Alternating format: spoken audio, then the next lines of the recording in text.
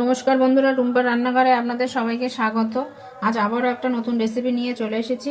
রেসিপিটি হলো সাবুর পকোড়া। তা চলুন দেখতে থাকুন আমি সাবুর পকোড়াটা কিভাবে বানাই।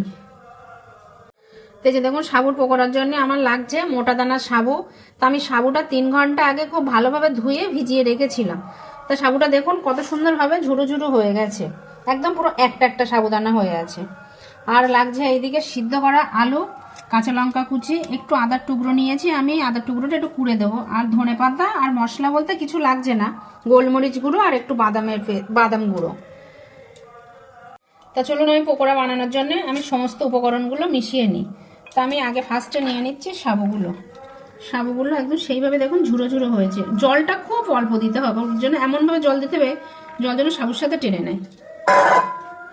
আর এবারে আমি দেবো আলুগুলো একটু ম্যাশ করে দেবো, আপনারা হাত দিয়েও চেপে নিতে পারেন, তো এইভাবে দিলে কি একটু ভালো হয়।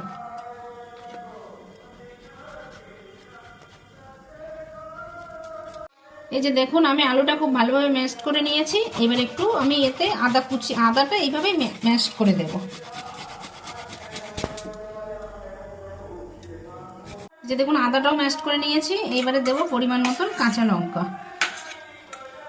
এর উপরে দিয়ে দেবো পরিমাণ মতন ধনেপাতা,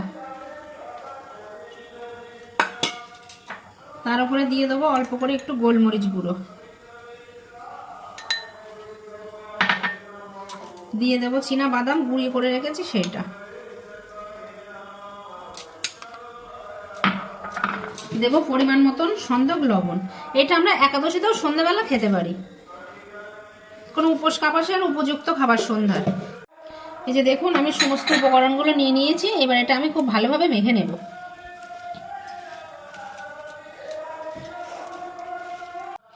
এই যে দেখুন সাবুর পকোড়ার জন্য সমস্ত উপকরণ দিয়ে আমি মেখে কমপ্লিট করে নিয়েছি।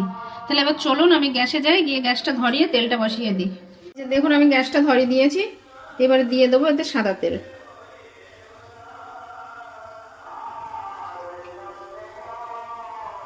এই যে দেখুন সাবুর পকোড়ার জন্য আমি যে তেলটা দিয়েছি, তেলের পরিমাণটা একটু বেশি নিয়েছি, একটু ডুবোনো তেলে ভাজলে না ভাজাটা খুব ভালো হয়। এই যে দেখুন আমি হাতে একটু সাদা তেল মাখিয়ে নিয়েছি, তাহলে কি বলুন তো, এই যে পকোড়ার যে আলু টালু দেওয়া আছে তো কোনো হাতে জড়াবে না। এই হাতে এরম করে করে এরম ডো করে করে নিলে তা হাতে একটুও জড়াবে না। এইভাবেই আস্তে আস্তে দেওয়া যাবে। তেলটা গরম হয়ে গিয়েছে, এইবারে আমি আস্তে আস্তে পকোড়ার আকারে এই পকোড়াগুলো দিতে থাকবো।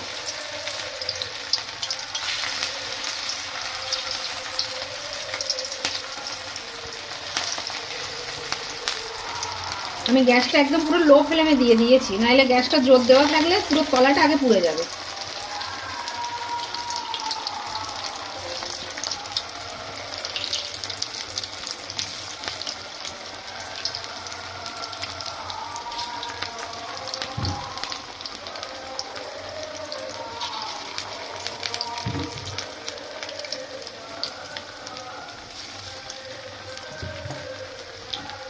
তেলটা অনেকটা দিয়েছি তো ওই জন্য অনেকটা পকোড়া দেওয়া যাচ্ছে। এই যে দেখুন আমার সাবুর পকোড়াগুলো সম্পূর্ণভাবে ভাজা কমপ্লিট হয়ে গিয়েছে। আমি একদম গ্যাসটা পুরো লো ফ্লেমে দিয়ে আস্তে আস্তে করেছি। তো এবার আমি একে একে তুলে নেব।